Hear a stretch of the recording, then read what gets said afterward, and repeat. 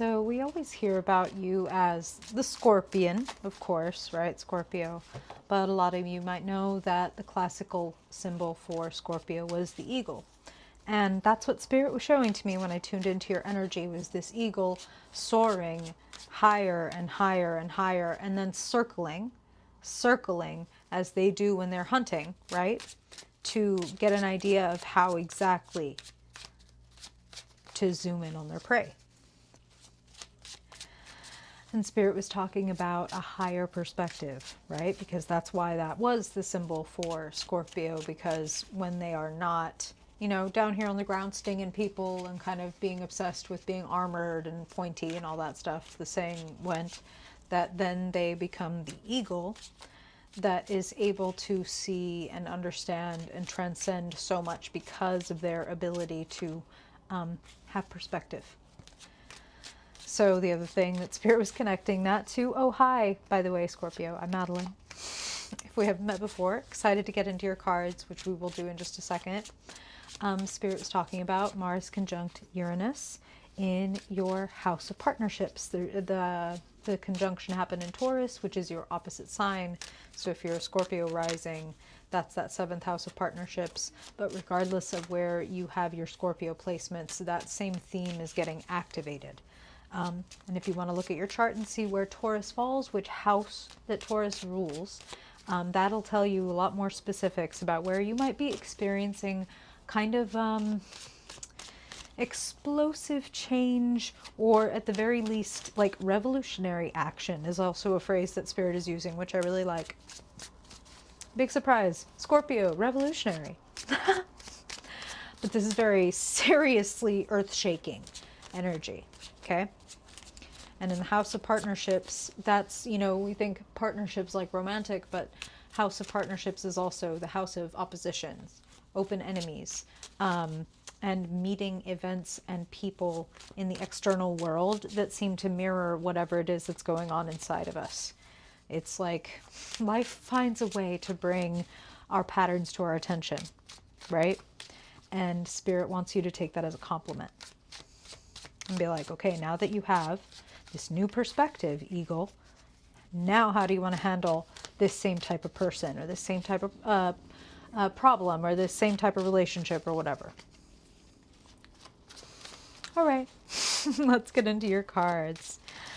Spirit, thank you for being present for all the Scorpio people who tune into this reading to hear what it is that they need to hear for their highest good, Spirit. The truth for the love and liberation of all Scorpio people listening. You've been walking with Scorpio, watching, whispering. So Spirit, we invite you to please share for Scorpio's fulfillment, joy, ease, abundance, security. What do they need to know at this mid-month checkpoint for their highest good? How do you see Scorpio coming through? And how do you see the themes that are coming up for Scorpio people? What do they need to know for their highest good, Spirit? And how are present choices creating their future? What do they need to know about that for their highest good? I think we've got full spread there. Let's see what we got. Perfect. Scorpio, Scorpio.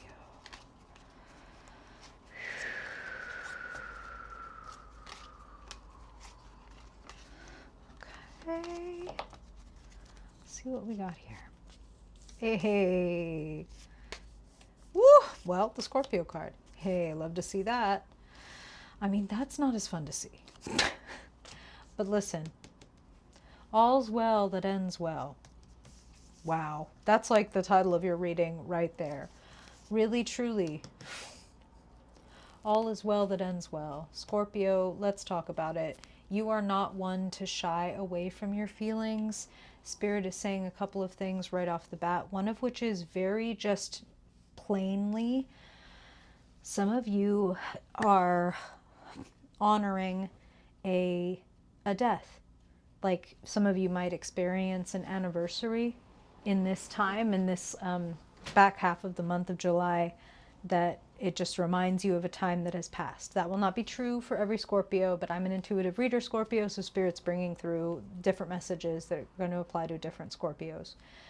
So for those of you that are honoring a death, whether recent or past, I just extend you love, and wish peace for your heart, and that their memory may become a blessing in its time. Now, that won't be true for every Scorpio.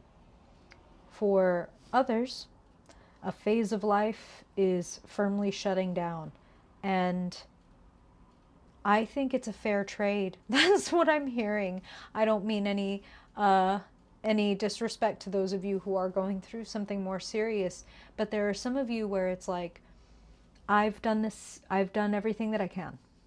I've done everything that I can, and I'm ready.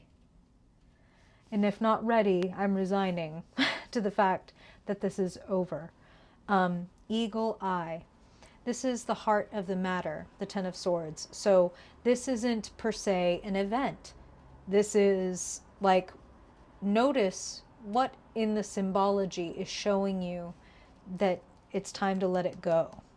That no matter how many, you're showing up as the King of Swords.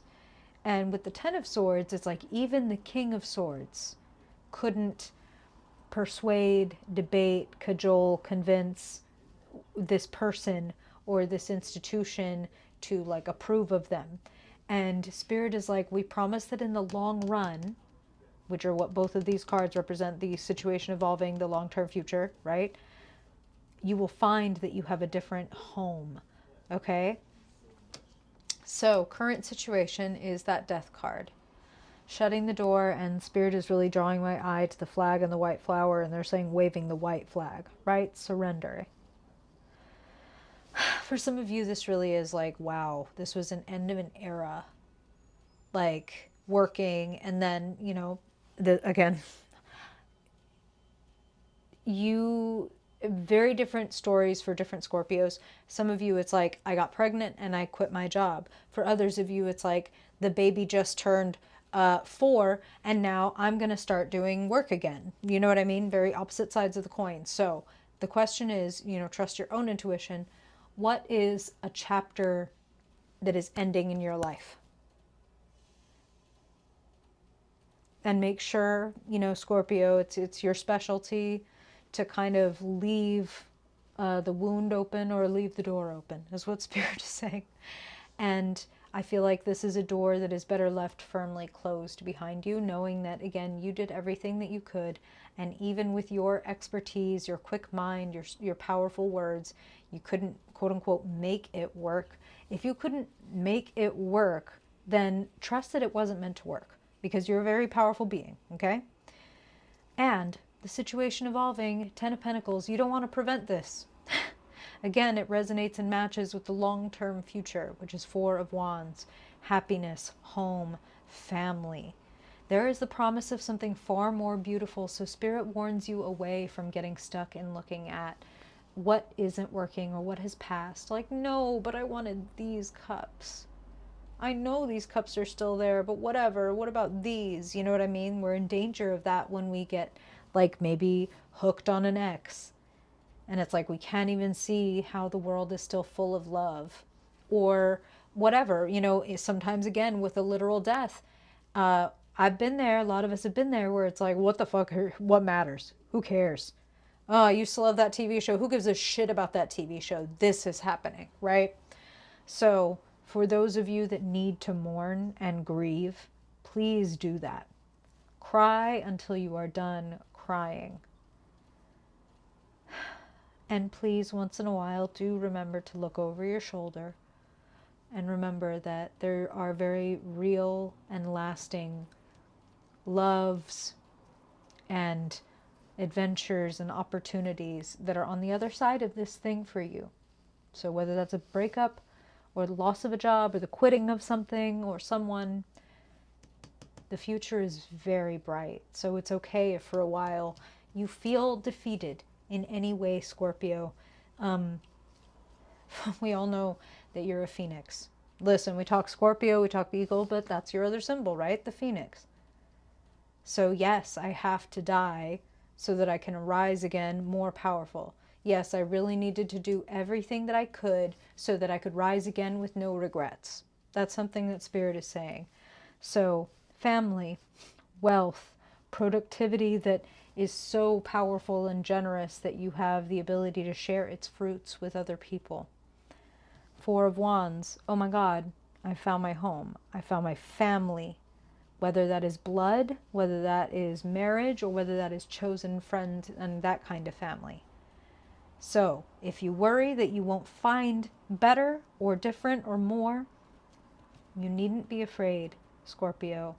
And just make sure that you remember that the sun always comes up after things are at their darkest. I know it's a cliche, but you have a lot to look forward to. You let me know, Scorpio. Are you experiencing any of this right now? I'm curious if you have stories. I appreciate you being here, Scorpio. I hope it serves you well and that I see you in your August reading. Take care.